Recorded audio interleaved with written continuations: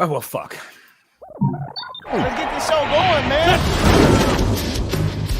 Welcome to the Bleeding Burgundy Podcast, a Washington Commanders podcast for fans, by fans, with your hosts, Jessy Martin. The Cowboys are finished, you understand me? John Taman. Pull down my trousers and do your job. Scott Hartley. Well, that was fucking dreadful. And occasionally, Keith Gray. So many social engagements, so little time. And now, your host, John Taman. Hey, everybody, that's me. I'm John Taman. You can see today we have a threesome. The rock of the show, Jessy Martin, is not here today, and I got this text from him about an hour ago that said, I've got a family emergency, sort of. My kids are driving down to North Carolina to see some family, and they're broken down. So I don't want to cast any kind of pictures or anything, even though you are looking at Keith's Cool Beavis and Butthead t-shirt. That's very cool. I do like that. But I guarantee you right now, Jessy is hearing some toothless guy behind him going, sounds like you need a radiator hose. So good luck to him. I hope he brought his own lubricant, and that's how it goes in North Carolina when you break down your car. All right, so I am joined by my friend Scotty over there to the left and my friend Keith down below. How you guys doing today on Loser Day Friday? Go ahead, Scotty. Oh, yeah. I threw it out there. Here. All good. I mean, 5 a.m. I was on with you this morning, and I kind of got to bed, I think, at about 9. I decided I'll drop out of this, like, anxiety, depression type. I'm in a mood. Hello, darkness, my old friend. Yes. And I kind of calmed down, and I thought, this is okay. And then I listened to Ron Rivera's press conference, and just, yeah, nothing's changed. Effing and blinding. My wife was like, you're eating your dinner, and why are you having a go at this guy? It's just, yeah. I mean, I've looked at social media tonight. I've looked at people like Joe from the Hog Farmers, obviously yourself, Keith, and the amount of money and the amount of time that we spend on this organization, on this team, committed, and we get performances like that. That's the thing that annoys me more than anything. It's the point of they asked for the fans to show out. The fans showed out. And this is how we get repaid. Whether it's down to players, whether it's down to coaching, we'll discuss that, I'm sure. But I just feel extremely disappointed at the moment. So, Keith, you do drop a lot of cash, and you drop a lot of time. I mean, I closed the show last night, kind of jokingly said, hey, at least we're not Keith, knowing that you were in freaking on I-95 at midnight last night, driving home so that you could get up and go to work tomorrow. So just how do you feel about it? I mean, I hate to try to hear people saying, well, you owe us. We're fans. Nobody owes us anything. Everything we do is completely voluntary. However, if you're going to ask us to come out, that's the thing. We don't go out there and lose a hard-fought game. We go out there, and it's like they didn't even give a shit to show up. Keith, tell me, what's going through your head when you're in the car? Oh, you need time? Okay. Yeah, hold on. Let me fix my no worries, man. Sorry. No worries. That's all right. So for me, it's a situation of what should I expect? This happens all the time. Every time it seems like we have the talent, we have some sort of momentum, we have a favorable matchup in which maybe we can start to build some momentum. This team absolutely 100% shits the bed, and it's a habit. It happens so often. Anytime we have a big game, a national television game, anything that Ron has to show out, he comes out as flat as a piece of paper, and his team is deflated. So anyway, are you ready? Yeah. Yes, sir. All right. I was asking, you're in the car driving home. You've gotten through all of the DC traffic. You're on 95 heading through Delaware. What do you think? What are you thinking? Yeah. Last week I had tweeted, and I stood by it. Like, I don't get mad at losses anymore. I used to, losses would ruin my day. I'd be mad for half the day. And I remember when I first got married, this rolled into, my marriage, and my wife was like, are you really that pissed? And I was like, well, yeah, why wouldn't I be? Yeah. And she kind of put it in perspective to me at how silly that was. She said, grow the fuck up.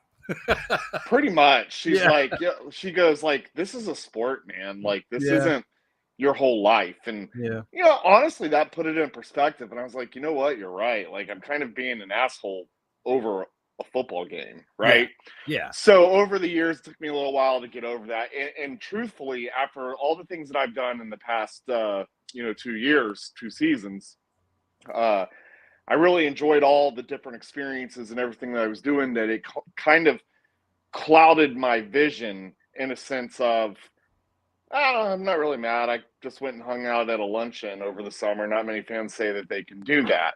And so I used those experiences as part of the whole entire experience as being a fan. Mm-hmm. Well, this season starting out, I haven't really done that much. Like, literally nothing. I've just been attending football games. And Dude, that's still a lot, though. You drive from New Jersey. No, I know it's a lot. It's definitely a lot. The way the schedule plays out, though, I kind of like it because we're home every other week for the most part. And I don't feel like it's consuming my whole life, right? Okay. So I'm standing there next to Jeff in the first quarter as it's 17 to nothing. Yeah. Right. Yeah. And I'm looking at him and I said, you know what, man? I said, there becomes a point in time where, enough is enough. Like, this is the same bullshit that we've been dealing with over the years. It's just what this is here. And the people that are listening, I don't want them to take this the wrong way, because I want people to separate me being a part of the hog farmers and me being a fan. Just a fan. And so when we're at the games, believe it or not, we're watching the game through the eyes of a fan, not necessarily repping the charity, if that makes any sense. Yeah. I get it. As I'm talking now, I'm talking as a fan and representing, myself as a fan on this podcast. And I sat there, and when it was 17-0, it was completely deflating. And going back to what I said a few seconds ago, this is the same turd, just shined up. It just came right back up the pipe. Right. And every season, they seem to take this turd and they shine it even more. And then we fans, we buy into this turd. And we're like, that is a nice... That is an extremely gorgeous turd compared to last season. And, right. And I like, but when you jump into the turd, right? Because it's so gorgeous, you're like, I want to get in that turd. But it still fucking smells the same. That's right. You get in there and go, fuck, this is shit. You can roll it in glitter, Keith, but you can't make Analogy it better, of the year there, ladies and gentlemen. Analogy of the year. Absolutely, John. Absolutely. I mean, honestly. So, yes, leaving, I felt like shit. I felt mad. And then I was like, whoa, here comes this anger again. At no one's fault through the organization other than the product that was on the field. And that's including players and coaching, but we'll dive more into that. But go ahead. Yeah, definitely. Look, like I said before, this is the same movie over and over again. By the way, I want to go ahead and say up here, our boy Pete Sidorn over there from Brizzle recorded the game, stayed off social media to avoid hearing the score. Man, that's a hard thing to do. And they serve that up. That is the worst. I've done that before, Pete. Dude, I've done that back in the day with VHS tapes. I had to work on a Sunday or something, and I would record the game on a VHS tape, which is it's like a triple whammy of nerves, because A, are they going to win? B, can I not hear anything on the way home? And C, is there enough on that tape? And did I set the fucking thing the right way so it doesn't cut off with 2 minutes to go in the game? I understand that completely, only to have them serve up that shit. And yes, I hate football. I got to go call Tom and get that fucking sound bite for that. The I hate football kid. That was perfect. And I want to say hey to our buddy Andy Burrows. Man, he is the true hero of London. Honestly, just got off the bunker with him, and he was right. We had a little bit of almost like a therapy session there, and that's led me into you boys tonight. And he's absolutely right. The only reason we really follow this team is for the friendships, because on the field product, it's doing us nothing. And we chose this team. We weren't born into it. It wasn't something that, was bestowed on us by family. And yet you're spending thousands of dollars a year, Keith. And then so are you, John, in your own ways. And it's just like, what are we doing? When we're being served this utter tripe. For 4 years, I've heard Ron Rivera say, we're rebuilding. The scheme, the coaching scheme, it's soft. It's like we are playing to. I said it earlier. It's like we're not playing to lose. No, it's to contain. It's, and then they don't even do that. No, they think that they should win. This defense. Absolutely. We're going to start right there. But before I do that, go ahead. Keep going, Scott, with your point. I didn't mean to cut you off. Andy, I'm going to send you. Not at all. So what I'm saying is, it's the contain of it. We're looking at the contain and we're saying, you know what? We're not playing to win. We're not going out there to say, let's rush the passer. Let's go out and let's do this, because this lauded defense of this top 5, this could be a top 5 unit. Keith, his analogy was bang on with saying this is the turd we've bought into it. We thought this could be a top tier defense this year. The time has come, John. The time has come for me now to say, I'm really sorry, Ron. I'm really sorry, JDR, but this is it now. When some heads have got to roll, you cannot put 40 up against a team that hasn't won in nearly a year, hasn't won in the last 14 games. A year. And you come into 347 days. Yeah. Well, nearly a year. It was like the 22nd of October, wasn't it, or something? But we're not splitting hairs here. I listened to Stephen A. Stephen A. was on, and I saw a clip, and he said this is the worst team in football, worse than the 0-16 Lions. Stephen A. We lose by 20 points. He had the nerve to say that the Bears were the worst team in football. That's worse than the Commanders. I like that. You've done well. Look, but he's honestly, it was probably the first half is probably the worst half of football I've seen in a very, very long time. I can't remember an as bad first half. I said to you last night, to you for sitting through that. Like, honestly, we were talking last night about this, and I reminded you that we had that Cowboys debacle at 56-point count. But you know what? I was listening to Kime this morning. He reminded me that you're right. They had a lot of players out. We had a lot of players out. We had no expectation of that game. This game, dude, this is a healthy team. This is a healthy fucking team. We have one guy that came in on the injury report for sickness, which has been for like 3 weeks now with Rodriguez. What has he got? Mono? I don't know.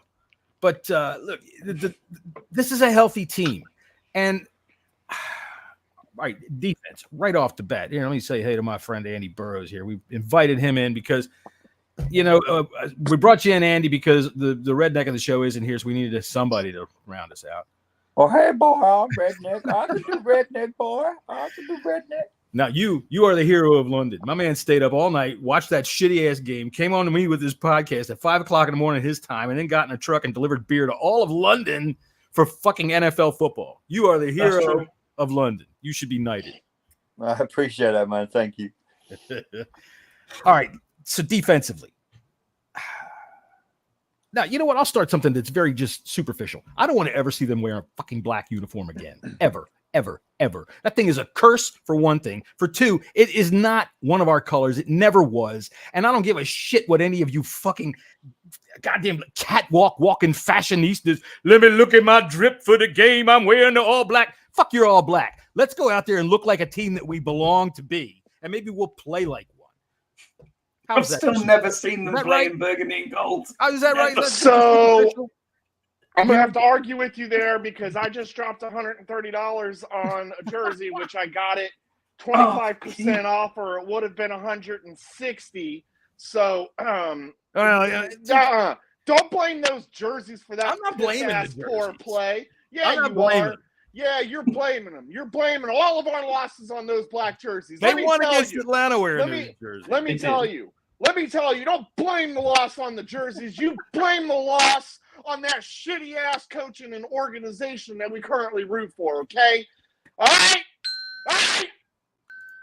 All right. Yes, sir. I agree. It's the Kingdom 2019. Where did you come from? I'm bringing them back. You know why I'm bringing them back? Because you guys mentioned one thing that's triggered me today. We've triggered. You said the word defense.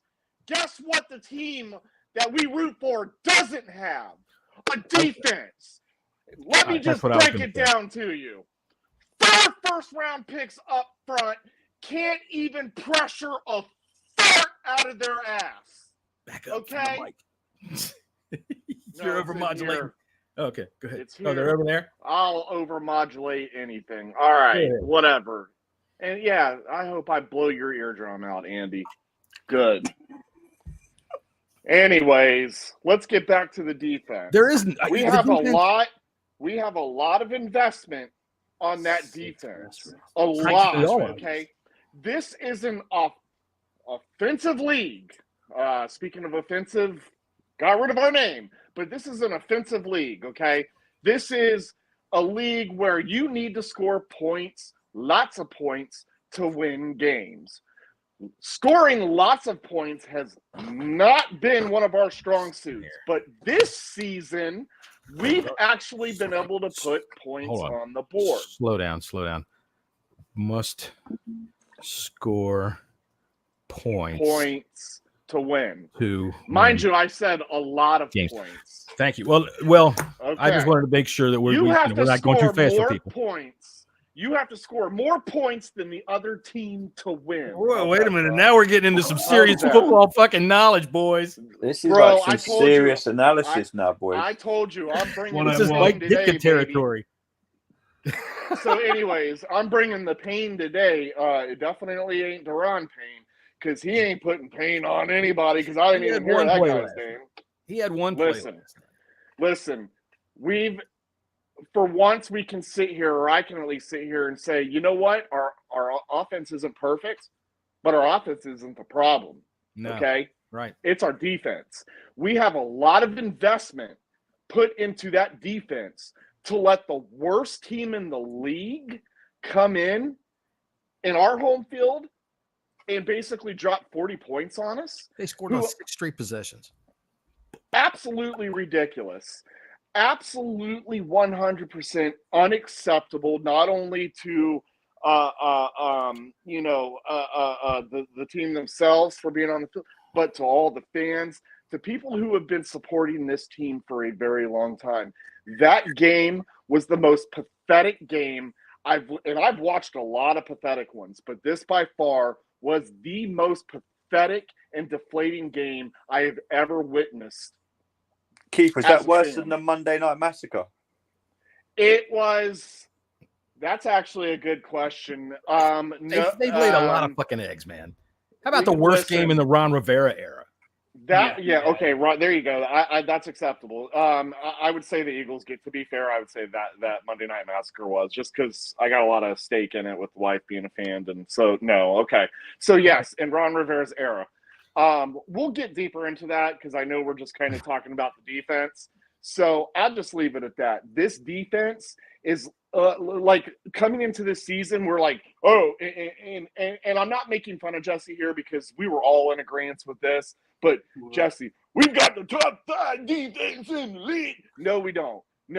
Our defense is ass. Straight up, stinky, smelly ass. Andy, your comment on ass. I'll leave that in DC from when we were there. Dude, go ahead. Give me your impressions on the defense. I invited you in here and you've been sitting here quietly, just waiting your turn. You look exhausted. Yeah, I'm very tired, actually. I'm with Keith. We were all on the hype train. We were all like, this defense is going to be elite, Yeah.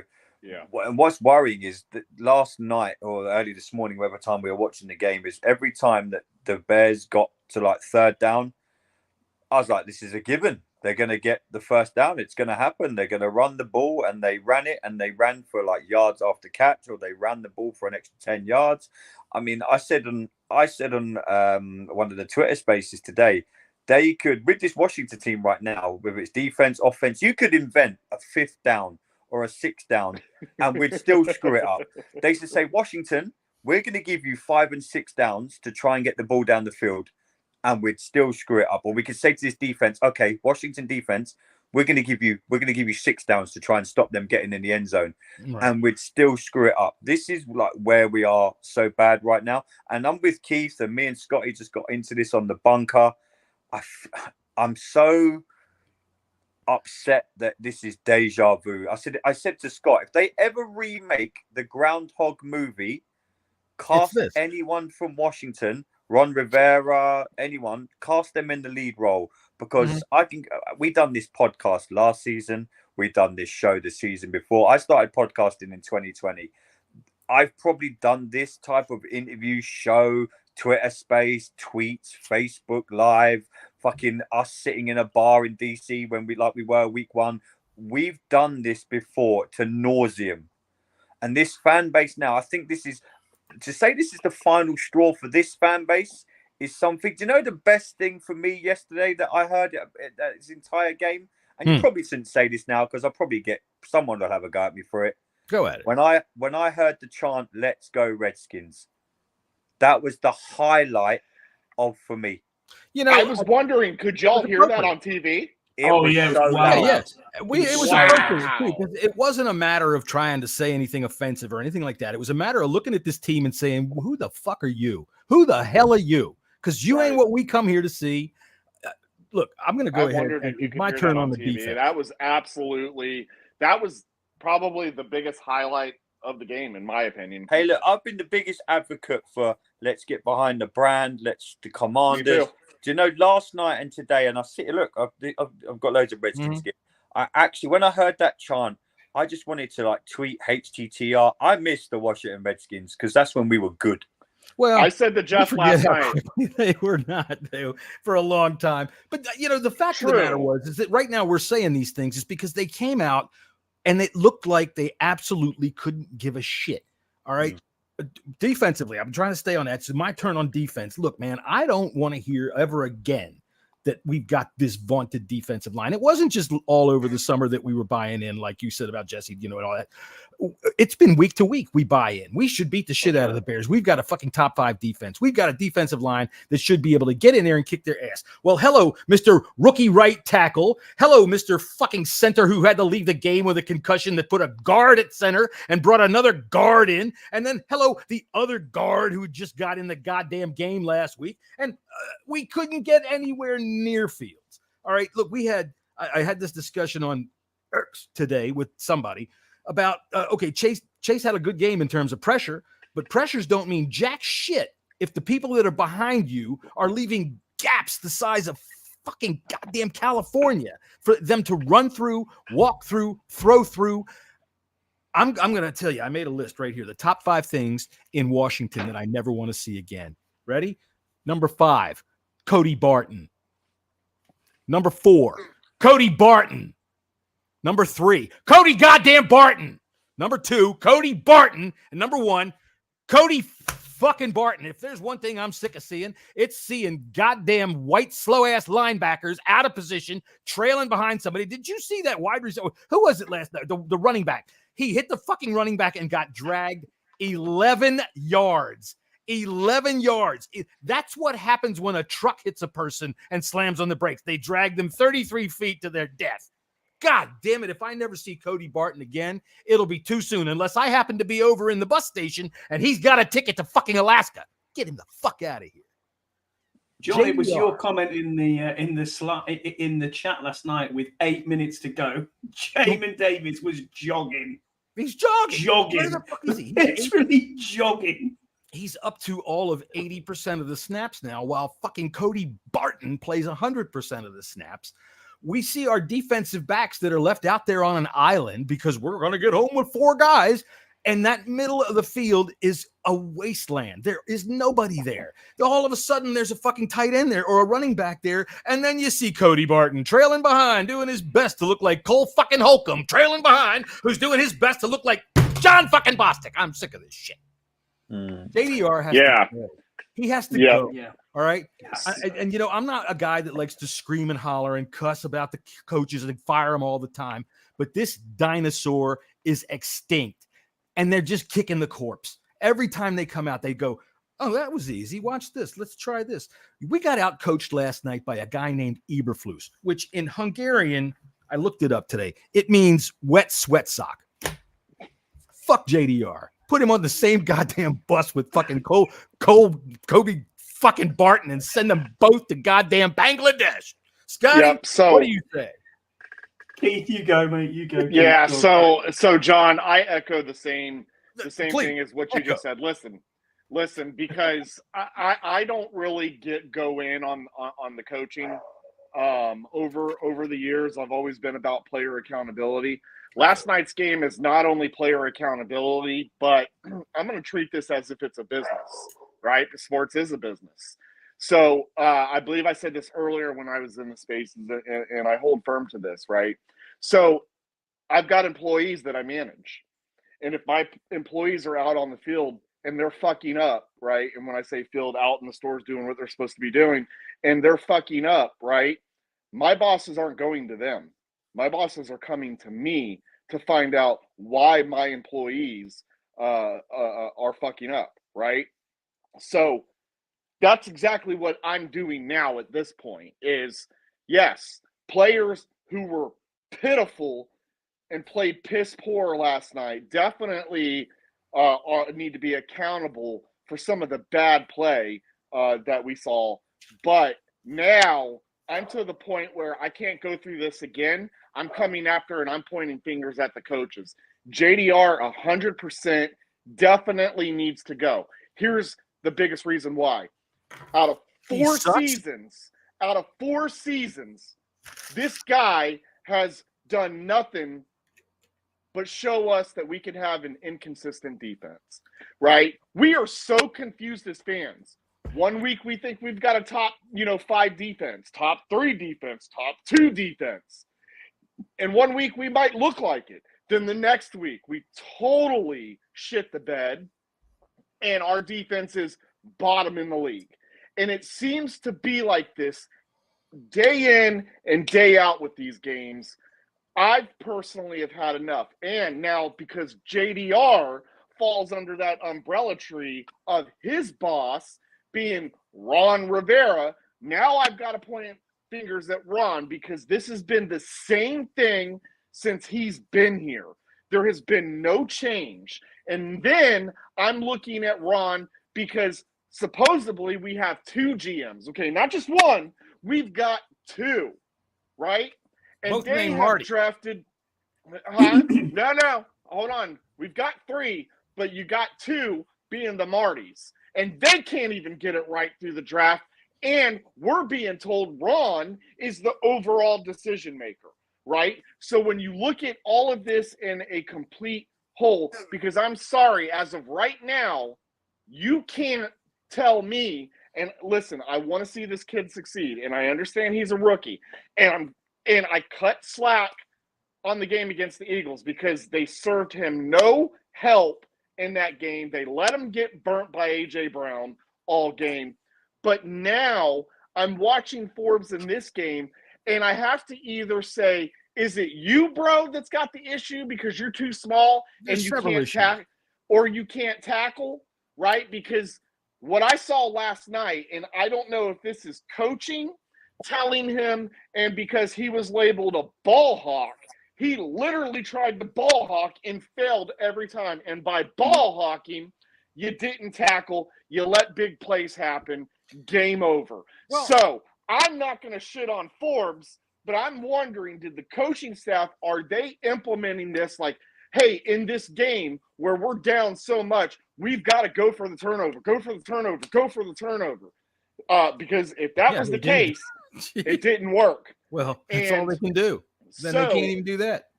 Right. So now it's time.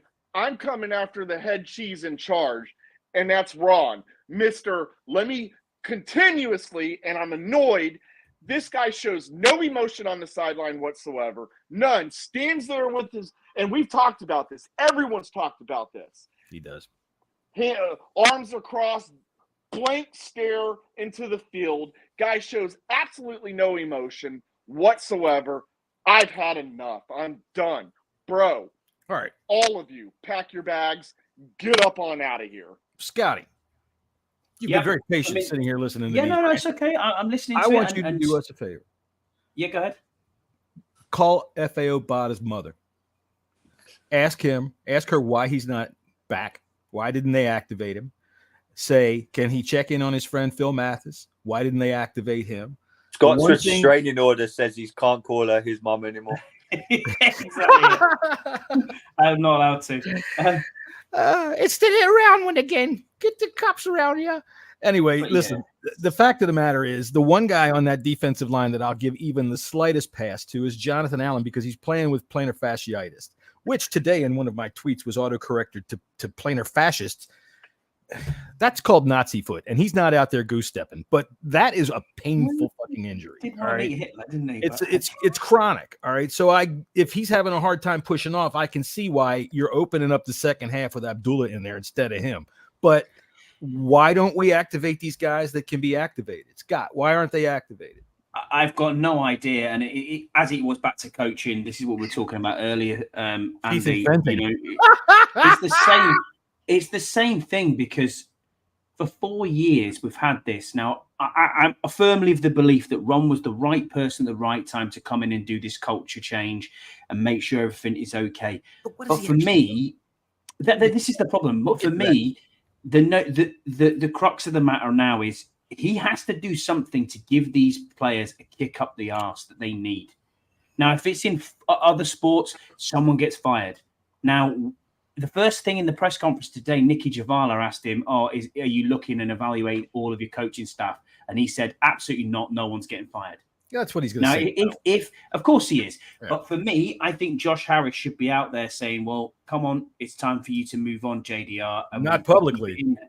No. I don't want Josh Harris in the microphone. If we lay an egg in Atlanta next week, you're drunk. The shit is going to hit the fan even more than it already has. Me? You know what I mean? It is now between a rock and a hard place. There's no turning back from this. Ron knows this as well. And was he the right guy? Absolutely. But we questioned it. We questioned it before, and you went into it just a bit there, John. As what does he do?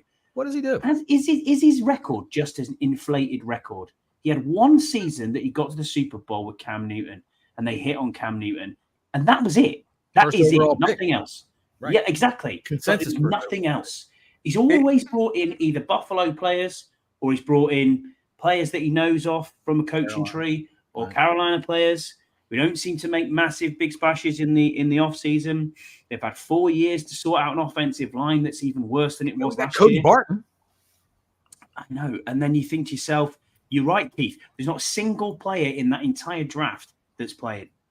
None. Andy, and you've got you have the best center in the Andy. You have the best center in the SEC as a third round pick who you're not playing, and instead you're playing Nick Gates, who fucking fell over on a play. He fell over. That fat guy pushed his head just a little bit, and down he went because he's all off balance. Ridiculous. And that was a big fat guy too. What you got, Andy? Ron Rivera, time and time again, has always preached about how his army background and he's very military, and we've heard it 1,000 times, right? Okay. So when let's put it in these terms. If you were Scott, you've been in the military. Yeah, I've been in the military. Yeah, I've served. Yeah. So if you were leading your group of men for X amount of years, but then all of a sudden you're going into this next war, and you're like, oh, this guy's done this now for 4 years, but I think we might get killed in this one if this dude keeps bringing these same values and these same principles, and he hasn't changed anything in the last 4 years. We're going to go over the top in this war, and we might not come home in this one. So trying to put it the way that Ron Rivera evaluates everything. It's always military and it's always values. And I'm kind of now, just literally as you guys were talking in my head, thinking about, I'm kind of there with him now. I'm kind of like, look, dude, you've been brilliant. You've done what we wanted you to do. You've stabilized an organization. You've seen us through COVID. You fought cancer. And that's never not going to be great, and that's never not going to be bravo, Ron. I will bat for you all day long. I will fight anyone that has a go at you during that time and that period in this organization. We've now moved on to a time where we can't have that as just to be acceptable and to be okay. We need, in my opinion, a young, vibrant, hungry. He's not going to come out. He's not going to come out in the media and go, "We've got to evaluate the tape. We've got to look at the tape." Come on, dude. Look at his half. So, from looking at it from a military standpoint, what you're saying is it's time to give Ron the pistol with one bullet and lock him in a room. Yeah. All right. What normally happens, mate, in the military is if you're in that situation, you've served your time and it's time for you to move on. You end up in the stores somewhere. You end up in the stores or the towers getting put him in the bombed. locker room. That's it. Yeah. Let's let Ron do the wash or something like that. Yeah. Look, man, that comment that he made after halftime, I don't ever want him. I always give him a pass for his press conferences because I don't want him telling anybody anything. You know, I don't understand fans who think Ron tells us the truth. No, he doesn't. He doesn't know anybody. The fucking nothing. Why doesn't he tell us who's going to start? Why should he? He doesn't have to. You know, play your cards right? I don't mind that. But when you come out after halftime like that and you're on TV, okay, and you're only on TV, you're talking to us. That's why they do that for us. And we are sitting there once again after halftime going, what the fuck was that?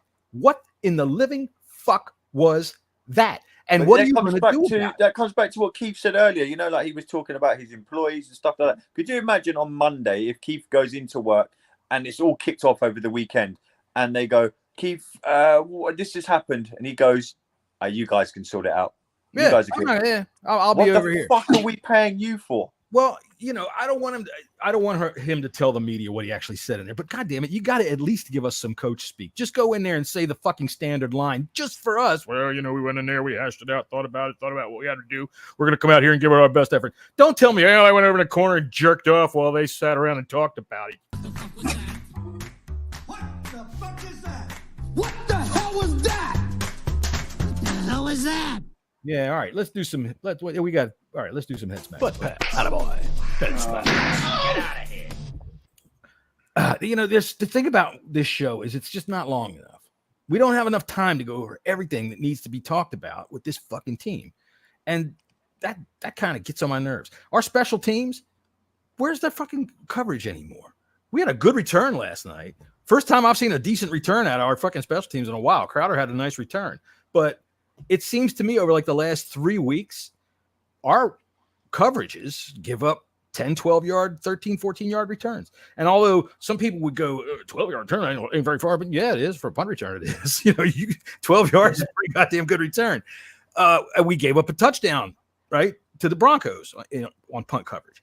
So everything seems to be falling apart. And that was an area of the team where we fielded an all-pro, right? So what the hell's I have to do it again. God damn it. I'm fucking Jesus Christ. It's too far down the list. I can't even find it. What the fuck was that? What the fuck is that? What the hell was that? What the hell was that? I don't know what the hell it was. All right, so let's do some head smacks and butt pats. All right, we'll start with the offense because we haven't really talked about them. And I thought that they were okay last night. The offensive line is pathetic. When I say okay, they're pathetic. That was a defense that had not gained more than 2 sacks. You gave up 5. They kept coming in with these fucking, oh, look, there goes another one of the Chicago Bears into the locker room. Looks like this one's got scurvy. Every goddamn injury in the world is happening to them. And there's still everybody that they're running off the bench is coming in and fucking dominating whoever's in front of them. What the fuck was that? What the fuck is that? What the hell was that? What the hell was that? You could play this fucking thing all night. All right. Butt pat on offense. A butt pat on offense. Butt pat on offense. We're going to throw the fucking pancake upside down. Okay. I will go with the low-hanging fruit and say Sam Howell. He had an all right game. 2 touchdowns, just under 300 yards. Yeah, he threw an interception. Okay. He's a tough son of a bitch. Like. He is a tough guy. But he's going to get killed if this offensive line don't do their job. Dude, it's 5.5 sacks per game now, John. Yeah. That's what it is. I mean, he isn't going to last. He isn't going to last. And we're going to break him, and it's going to be the same as it was in 2012. I said to you, Scotty, though, this O-line couldn't block a fart coming out. No, they couldn't. You're right, yeah. You're right. That's fact. And look, I don't even want to discuss that. Last night, everybody knows what I did. I had to do my colonoscopy today, by the way. Everything's just fine. And so last night, I couldn't block anything coming out. There's nothing I could do. If I even bent over to pick up the dog, it was a 30-70 up proposition that there was a problem. Anyway. I'm going to start calling you John Leno. Yeah. Attaboy. All right, Andy, who's your first butt pat on offense? Logan Thomas. Attaboy. Yeah. Even with the fumble? Even with the fumble, I thought I said this to Scott when we were on our show. We recorded the bunker earlier, and I said it was good and bad because we went to him more than we went to Terry, more than we went to Dotson, more than we ran the ball with B-Rob. It's quite worrying when our main outlet last night was our tight end. The fumble was the fumble. I mean, the way we've been fumbling the ball, Jesus, man, you wouldn't have any of our team go to a christening to hold a baby right now. It was that bad. It's, I'm clutching at straws here, John. I'm going to go Logan Thomas just because Scott chose Sam Howell and I can't. I will say this. A young quarterback's best friend is a tight end. All right. If you got a quality tight end, he's going to hit him early and he's going to hit him often. And I don't have a problem with that. Use your outlets. The thing about, like Scott, you said about his yardage last night, they were playing deep. They weren't giving him anything down the field, and he would take everything underneath, which I'm okay with. Take it. Matriculate the ball down the field, but you got to score when you get down there, right? And don't throw a stupid interception right before the half when we really don't need you to. Keith, who's your first offensive butt pat of the day? So, I mean, I really have no one else whatsoever. No one? No one to give to. Would you go Samuel, maybe? Other than Sam, that's what I was going to say. Other than Sam Howell. Now, listen, I'm not gonna praise Sam Howell, so to speak, for passing for 388 yards because when you throw the ball over 50 consecutive times, yes, okay, that's crazy. You better get those yards. Now, I don't necessarily think that we had to throw over, what was it, 55, right? In a row. 55, yeah. In a row. In a row. Okay. What that tells me, well, first of all, I think we've learned from EB that he's a pass-happy coordinator. Pass-happy? His play calling. That's insane. But more importantly, I don't think it was necessary to have 50 consecutive in a row. I mean, look, I understand we've got to score and we've got to put points on the board, but Jesus, my Lord, my man, it was 17-0 in the first quarter. You could have still have ran the ball and found a way to create a balanced offense and not automatically. What this tells me is it was straight panic mode. And so for that, bum-ass defensive line wasn't giving up anything. Right. So for that, I would have to say Sam Howell, not because he threw for 388, because I'm not going to glorify that. But what I will say is this man, even when he had to break down and start on the run, he was taking hits. And I know that we don't want our quarterbacks to take hits, but this guy was fighting for every inch. He almost knocked out Sonny Charles. You see that? Yeah, I saw that. He did. Yeah, I saw that. He did. And, you could tell that Sam Howell has some actual fight in him. And yes, it's because, it's his second year. Of course he's going to have some fight. He's built like a middleweight boxer. Look at him. Right. So I'm basically, I'm still pro Sam Howell. I like what I've seen. I've already expected that we're going to see mistakes, and we did see mistakes last night, but not nearly the mistakes, not nearly the mistakes that we saw on the other side of the ball. Not even close. No. So, butt pat, Sam Howell, you hung in there. You were down. You still put points on the board. At one point, you did put the team on your back and got us back into a game that helped potentially make this game manageable and winnable. Unfortunately, you didn't have support. So, butt pat, with the kick. Sam Howell. All right. You know what? I'm going to. I don't know if I even have another butt pat for the offense because 55 pass attempts. Curtis Samuel, I'll go ahead and say that. He's turning into Mr. Clutch for sure, and I'm glad to see that. But goddamn it, you know one thing I'm getting tired of seeing on short yardage plays? I'm getting tired of that quick shot over to Eric Bieniemy, who's in a heated argument with Jacoby Brissett. Shut the fuck up, Brissett. What the hell is it? I see this like this is the second time I've seen this now. He's having to yell at Jacoby Brissett to get the fuck away from him. And I don't know what's going on there, but I don't think it can be any good. 55 pass attempts in a row. I wonder if that's some sort of a record. I can't remember any game like that in my life. 55 pass attempts in a row. There's only a handful of games, I'd say, that go back the last 20 to 30 years that even had 55 pass attempts on one side. But over 50 in a row.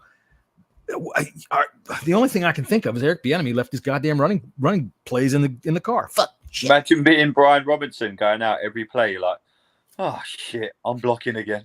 Right. Well, even when he's not. Last week against the Eagles, the running game was shit. It didn't work. All right. Yeah, he busted a 15-yard touchdown, and he's been doing this where he'll get a good second half run that'll take that average and push it up. But by and large, he goes nice 5-yard run, stuff. Nice 5-yard run, 1 yard gain, 1 yard loss, stuff. This offensive line is getting no push. They get beat to the punch every goddamn play, which is what happens to Ron. And happens to Jack Del Rio, and happens to our whole defense. We get beat to the punch like we are nothing but a bunch of palookas out there whose job is to get punched. Yeah. There you go. That's my butt pat for the day. There isn't not on the offensive side. The only one you could talk about is Sam Howell because he's so tough, and they already did. All right. So, Keith, what the fuck are you showing us now? It's always a horror show with this guy. I don't know. Sorry. I'm typing. I'm working. He's working and trying to do a podcast at the same time. All right, there you go. All right, so we'll go with you, Andy. What's your first offensive head smack of the day? Joey fucking Sly. Maybe special teams, but technically you're right. Go ahead. Just because, offensive, he could have got us back into the game. But we were 1 score down if he hits that kick. Hits that kick. I know he's not offense, but if we make that kick, there's a slim chance that we can maybe still do something in that game. You're 7 points behind there, Andy, with 8 minutes to go. Yeah. You're going to be okay. Yeah, I know it's not exactly offense, but he could have got us back into the game. But it wasn't like it was over 50 yards. It was like a 41-yard kick. 46. The snap wasn't great again, but it was. No, snap was okay, mate. I've looked back at that. Hole was good. Snap was good. Kick just shanked it. Did you say point? I just. No, 46. Oh, 46. Yeah, 46. That's a makeable kick. Yeah. Should be anyway. So that really, that's griped me all day, and anyone else on the offense. I mean, you not just think though at that point it was just typical of the game that you just knew as soon as it lined up, this is going wide. Right, you're right. I expected. Summed us up, man. Summed up the game for us. I was, but you're right. That puts us a touchdown down with. I think it was like what did you say, Scott? 8 minutes to go. 8 minutes. Yeah, that's plenty of time. The defense was playing well at that point. You make a stop. Yeah, you have an opportunity to steal a game that you shouldn't be able to steal because of how you played for fucking 3/4 of it. But they blew it. They ruined it. And fucking Joey Sly. We'll have to give him the head smack, but I got to find it up here. All right, Keith, who's your first head smack of the day on offense? Yeah, I'm going to go ahead and give that to Logan Thomas for that. Go down. Yeah, go down. He's like the fucking lion or he's like that water buffalo that's got 12 leopards hanging off of it.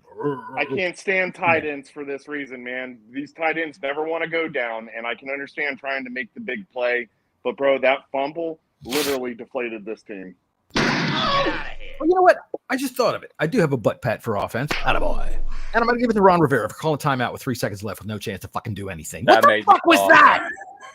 Jesus Christ. What the fuck was that? What the fuck is that? What the hell was that? What the fuck was that? How was that? But he got killed the week before for not using all his timeouts. So this week he thought, yes, I know what I do. He has no idea what to do with them things. He's like, hey, hold on. What was the old coordinator who was like fucking pass game coordinator or something and got a promotion to be this guy in the booth to call the timeouts for Ron? What the fuck is he doing? I can't even remember who it is. He's genuinely still around. I think he was out moving on from it's like he gets into the locker room at half time and goes into his pockets, but like, what the fuck are they doing here? All right, so we were on head smack. Scotty, who's your offensive head smack of the day? First one, I'm going to go a little bit outside the box and say Sam Howell, actually. Although I really rated him on for what he did, he just, I get it. You're trying to win the game. I get it. You're trying to get back in, but you can't put yourself in positions to get sacks, mate, yourself. You were at fault for 3 of them sacks. Yeah. I can't complain about that. I get it. I get why he's done it. And he's young and he'll learn. But You can't be Won't getting learn why hit he's by got. He won't 300. learn why he's got this O-line protecting him. He won't learn True. shit. The only thing he'll learn is how to go to the fucking hospital. How to eat how to eat Jello. That's about it. Not solid right. food. All right, so my head smack on offense is going to go to Eric Bieniemy. 50 fucking passes in a row, dude. What the fuck was that? I don't want to play it again. I don't want to play that song again. But seriously, that makes absolutely no sense whatsoever. The Bears defense literally could do anything that they wanted all day long. You know what I was getting sick and tired of seeing was that fucking guy for the Bears that was doing this all day, waving to all the fans that were going home. But I couldn't blame him. But it was like, man, here you are in our house doing that, and nobody can do a thing about it. Because Greg Stroman. Oh, Greg Stroman looked like a world beater. Good He Lord. was on our practice squad. It's going to happen. Next week, Heineke's coming in and laying a 50 on us. Yeah, could you imagine? Oh, no, I can't imagine. Don't even start thinking about it. Jesus Christ. You and your I haven't slept in 30 hours delusion. Stop it. All right. So 32 hours. Yeah. Eric Bieniemy gets my head smacked just because of the play calling. Dude, why am I seeing fucking Jamison Crowder running out for passes while Terry McLaurin, where the hell is he? He disappears for 3/4 of the game. By the way, you know what? That is so worrying for me. And I said this to Scott earlier, and John, I said it to you last night when we were recording. Yeah. Keith, I don't know if Keith. It'd be interesting to see what people are saying in FedEx. It's so worrying for me that we can't scheme anything to get Terry the ball, and I mean nothing. I can actually comment on that. You know what I saw a lot of last night? I saw a lot of similar play calling where Terry was lining up what appears to be one-on-one, but then he'd run and then he'd take that route and go towards the middle of the field. Well, that's straight up decoy play, because at both times that I saw, I mean, I saw this play happen many of times, but now I'd like to go back and watch this game on TV and see if it was called way more than what I think is in my head. But the two that I remember, right, one was Terry ran an inside route. He was on the outside. It looked like it was going to be one-on-one. I believe it was number 27 on the defense that looked like that maybe he was going to create a double, but then he started to show blitz. And then as soon as Terry hits that crossing route to the middle of the field, 27 backs up. Now you've got the double team. And then you had Brian Robinson basically run the flank. Flat, right? Right. Yeah, a little flat. And then caught the ball. And we were successful, gained some yards out of that one. But then not too long after that, the same entire play. It seems like in Eric Bieniemy's mind, the only real passing game that we have is short passing. And even, we did, like, again, I can't wait to watch on TV because you can't see it and judge it when you're watching it live to know what was Sam's, like, maybe you guys know, what was Sam's passing over 10 yards? They didn't know that. See, here's the thing about that, though. I know there was a bunch of drops and overthrows. See, let me just cut you there for a second and say this. In the early part of the season, we were down on Sam for holding the ball too long, and it came out that we were running the third longest developing routes in the league. It took forever. So they have picked up the quick game, and I will commend Sam for being able to notice it. When he's hitting that pass out in the flat, I'm all right with that. But you're right. They did take away the downfield game, and they were able to do it because their 4 schmuck-ass defensive linemen said, get the fuck out of the way, and our offensive line did. Who's the QB with the most passing yards in the NFL at the minute? Right now, it's Sam Howell. Is he really? QB with the dirtiest pants in the NFL. It's Sam Howell. Because this guy's pass attempts is unreal for the season. Right. Absolutely unreal. And it wasn't just this game. I mean, I think it was the game against the Bills. Same scenario. The guy, I think, threw over 30. Yeah, 35. 30, right. So 35 pass attempts is about normal anymore. But right. And so I'm not shocked, in this case. But, like I said, they clearly understand. I think that they understand what this offensive line is capable of, and now they're calling these quick games, which I don't mind quick games. It seems that they seem to do right. Exactly, it's got to result in points. And like I said, I feel like we repeat these same calls, and once a team gets burnt on that specific play, Mm-hmm. they know it's coming again. It's been repetitive. I mean, I'll go back to the tush push, okay, with Logan Thomas. Great. That, first of all, the first time it was tried, it was ugly as hell, but it worked. Listen, the guy's 10 feet tall and was able to make it happen. And then the second go around, which wasn't too long after, and that play was so poorly developed in the first place. I felt like Logan Thomas was so slow, and then the snap count became so long. Of course they know what we're going to do. So I feel like that these calls that are being made a lot of them are being used too much, and these defenses are picking it up and they're adjusting it to it very quickly. Scotty, what did we say earlier? John, you've been in the group chat about a week now. Every single game, I can call the first 15 plays. Yeah. B-Rob, okay, you did, and you literally did, yeah. First play, B-Rob, inside handoff. Second play, dink and dunk to Logan Thomas. Third play, we're going to run it. Then we're going to look for Terry on a little crossing route. Mm-hmm. Without fail, our first down every week, B-Rob inside handoff.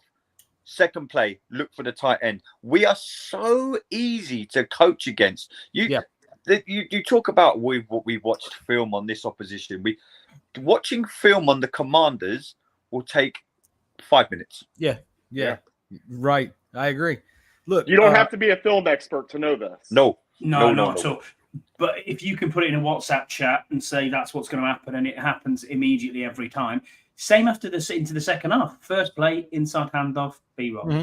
Well, and I did see a little bit of the development in the fourth quarter. All right, when they started to make the comeback, I started to see where they were doing a little bit. And granted, they didn't run the ball, but they would do a little bit of a misdirection over to the left, or a little that was one nice screen that he ran where he did the misdirection, then turned around and ran it over there. And then they took the deep shot with Terry, which, by the way, was pass interference in fucking 15 other stadiums. I don't know how the hell that didn't. There was more flags picked up last night, and I'm okay with that most of the time. But that one, look, dude, he came back for the ball, and that guy banged him. He bumped right into him and hit his arm, and the ball hit him in the hands. You can't say a ball is uncatchable if it hits you in the hands. All right, you just can't. Keith, your kids are in football. I played football when I was a kid. What do they tell you if the ball hits you in the hands? You better fucking catch it. If the ball touches your hands, you better fucking catch it, because that's a catchable ball. My kid wanted to be a tight end this year, and that was one of the first things I said to him is, hey, you want to be a tight end because you're fast in your size? Mm-hmm. You have hands. Catch. Can you catch? You got to catch it. And, dude, I'll tell you what. I believe that if the guy didn't interfere him, Terry had at least a better than 50% chance of catching that ball. He got 2 hands on it. So that was a bad non-call right there. All right, we're going to go ahead and do probably the most difficult portion of the show. Scotty, I still got some offensive head smacks. Please, 2 more, and I'll just go off the whole entire offensive line. Every single person on that offensive line. Enough. And the second one is probably De'Ami Brown as well. You cannot drop a ball when you got a tough first down. No, but you can't drop a ball when you're 10-0 down, and that is going to make a difference to score 7. You can't do that. You physically cannot let that go, because if he catches that, it might be a different game. Yeah. You don't know.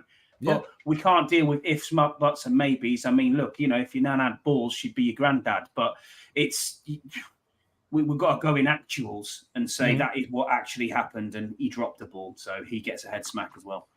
All right. You got another head smack on offense, Andy? No, Andy's got that. Andy's checked out. He's like, I'm done. He looks like he's got his Tinder profile open there. He's like, hey. Yeah, he is. How you doing? All right. You got any more, Scotty? Not for offense, no. Let's go D. All right. Here's the hardest part of the show. Butt pats for defense. Who you got? Go ahead, Scott. Attaboy. I agree. Is about it. Yeah, I mean, I probably haven't got anyone. I mean, I'll make the call. Chase Young is the only one that really stood out last night. 11 pressures, played quite well. But, he did what he was supposed to do. And I said this morning, because 11 pressures, man, you should be able to get to something. It's not, if the pressure doesn't result in something, then it's nothing. And the problem I keep seeing is that when he comes in on these pressures, enormous gulfs open up behind him, right? Gigantic gaps open up behind him, and there's no Cody Barton to be found. There's no fucking Jamin Davis to be found. There's nobody. It's wide open. So pressure, great. But if you ain't getting anything else, if nobody's filling the gap, well. I honestly looked at this, John, last night. I know we're running out of time, but I honestly looked at this last night and thought to myself, if this team wants extensions, I wouldn't extend anybody. Not right now. Not a single person who would deserve that extension. I wouldn't let them put an extension on my house. They're fucking awful. Attaboy. There you go. There you go, Andy. And that sums it up in a while. Yeah, I wouldn't give any of them an extension right now. None of them are earning it. Derek Forrest seems to have fallen off the fucking planet. What the hell's happened to him? Percy Butler, all of a sudden making mistakes. Cam Curl is not crashing the line like he used to. All right. Well, we're doing butt pats. Keith, did you have any other butt pat on defense that you could think of other than Chase Young? The only thing that I can think of at this point was that suplex that John Allen had. Oh, attaboy. Yes, that was a nice freaking tackle. That suplex tackle was insane. Yeah, I'm glad. I did fear for Justin Fields' head there. Welcome. Yeah, it mashed his shoulder pretty good. So, all right. The easiest portion of the show and probably the longest portion of the show. So for everybody who's just now joined us, buckle up. We're going to do head smacks for the defense. Andy, go ahead because you're going to fall asleep. Montez Sweat. Don't know where the fuck he was. A rookie right tackle took him out of the game. Thing is, it was only a couple of weeks ago we were all saying, well, he's the only one that gets the contract, not Chase Young. But I think a lot of these guys could be playing themselves out of getting a contract.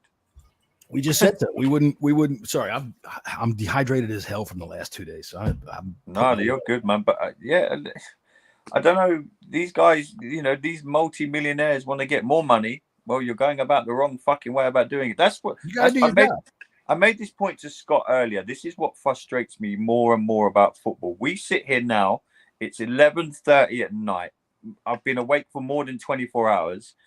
Here I am caring more about this team than these multi-millionaires will ever care. I always question this. Do you really think? I know we're getting near the end of the show. We've overrun a bit. Yeah, I question whether these guys actually care. Sometimes it looks like they don't. Yeah. I really do. I really question if they actually care. They can come out and give all the nice press conferences, and Chase Young's like, we've got to start faster. And so, Jonathan Allen's like, yeah, we've got to do better on, we've got to plan better. And do they care really? Come on, man. They're going back to their 8-bedroom house with their nice pool, with their lovely wife riding them every night. Come on, man.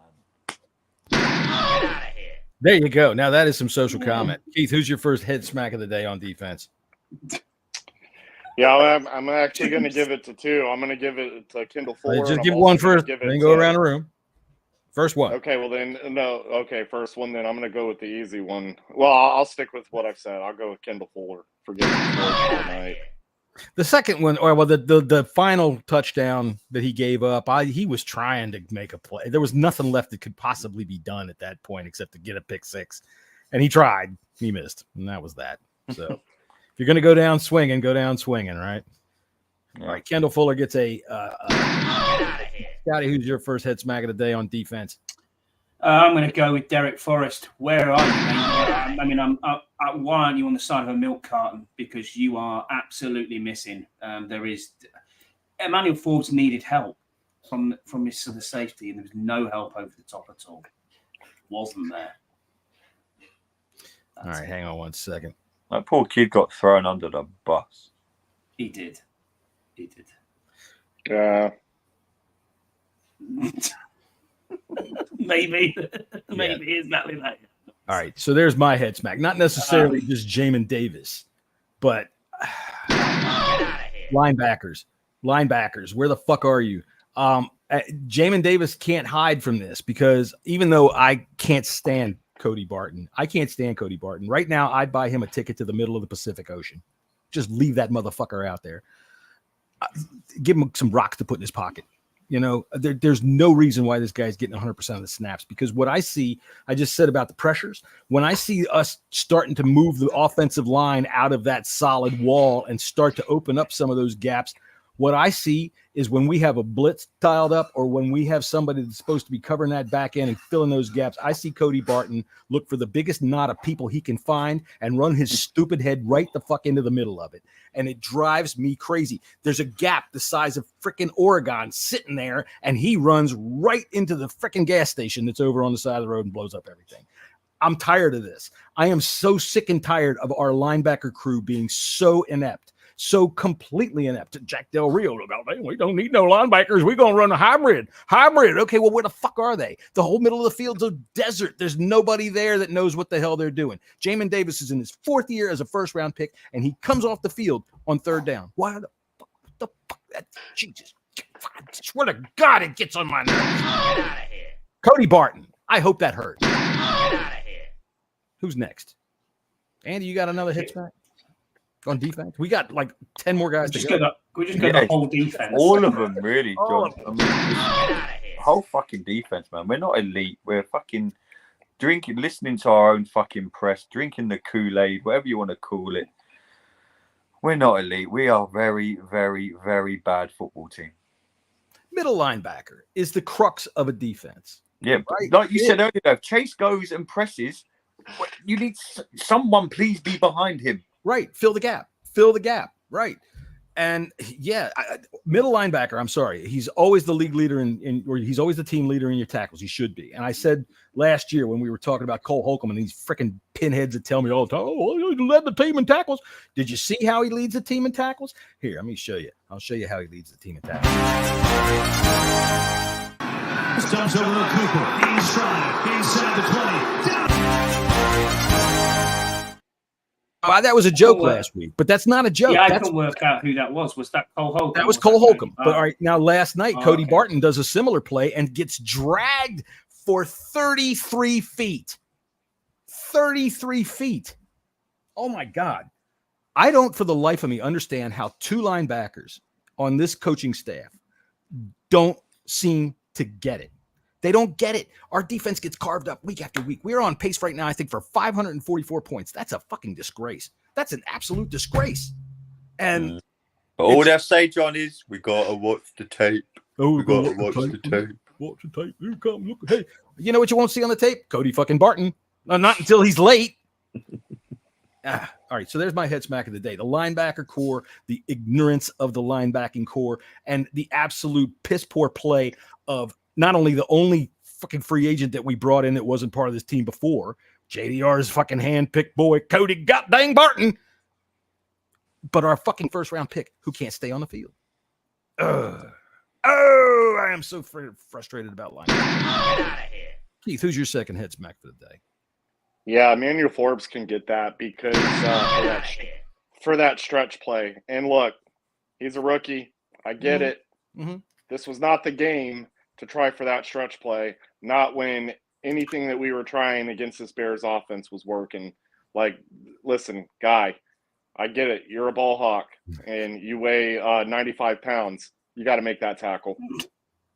Mo Farah's got more meat on him than. Watch Andy fall asleep here. Here he is.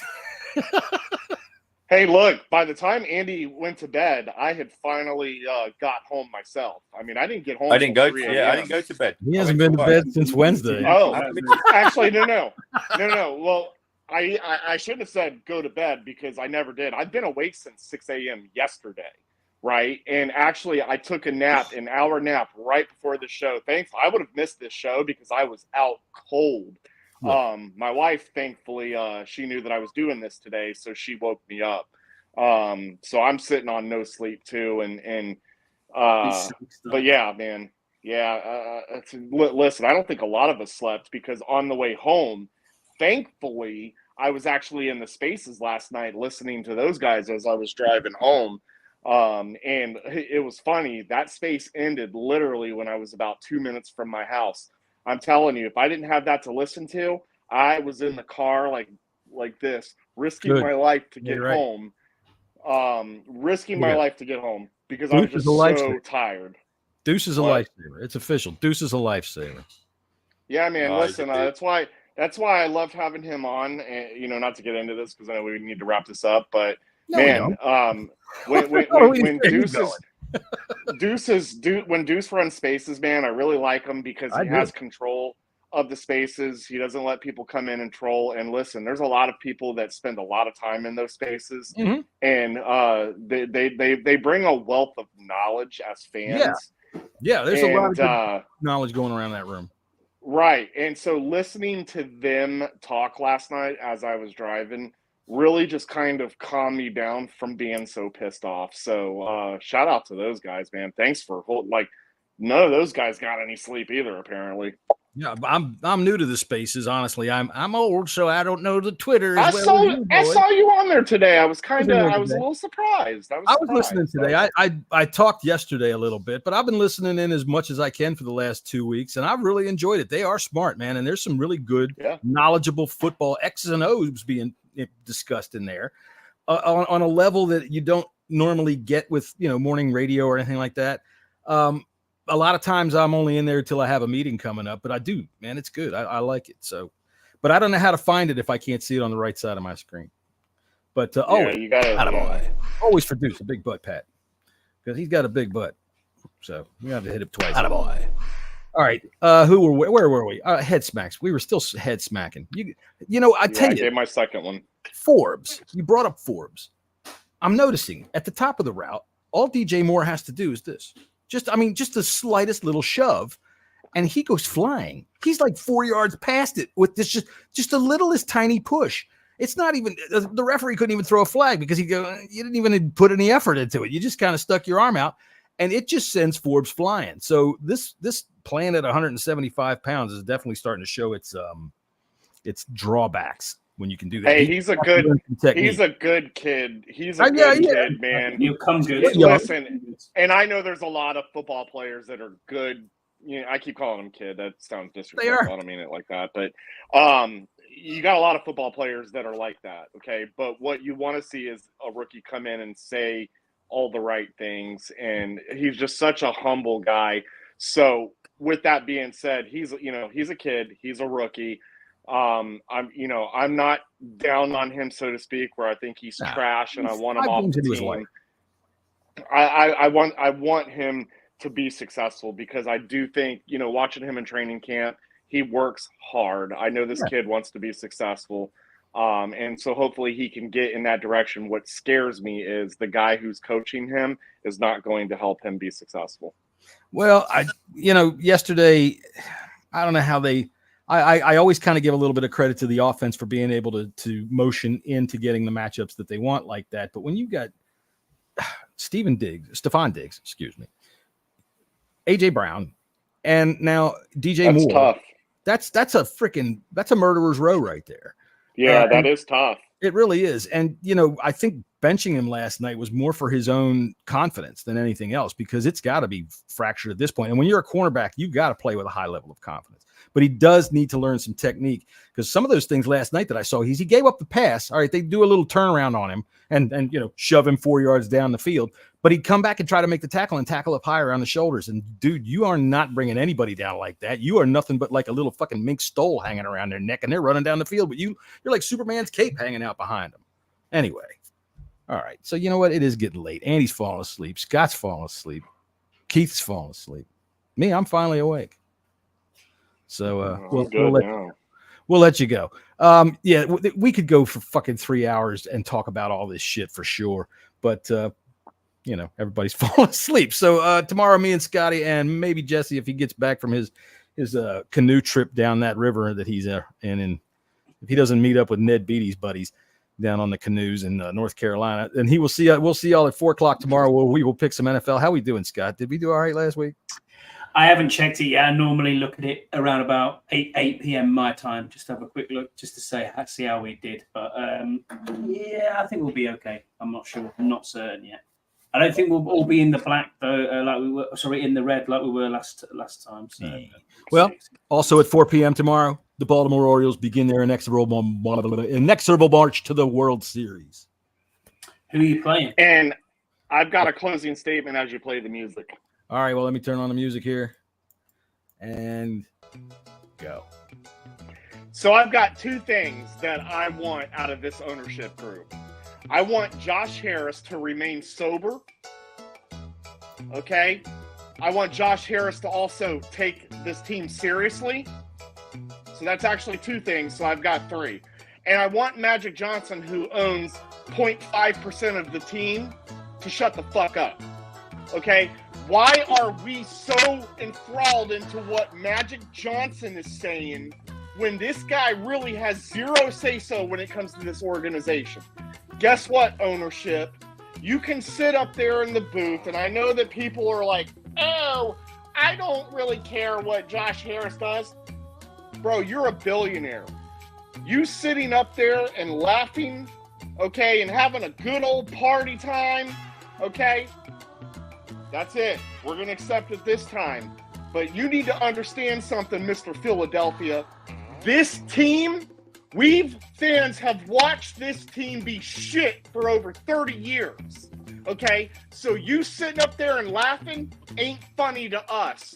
But I'm going to let that slide. Now, Magic Johnson, you got 5% of this team, 4%, whatever percent it is. Shut the fuck up. You have no say-so in any of this. And I'm tired of fans putting it out there as if Magic Johnson is the savior of this team. There is no ownership that can save this fucking nightmare. So Andy, Scott, and John, good night. Good night. Good night, mate. That was Keith's. That was Keith's Al Pacino moment at halftime. There, I was enthralled. You got me going. Man. Brought to you by Bull Jizz Hair Cream. Bull Jizz Hair Cream for beautiful wedges on top of your head.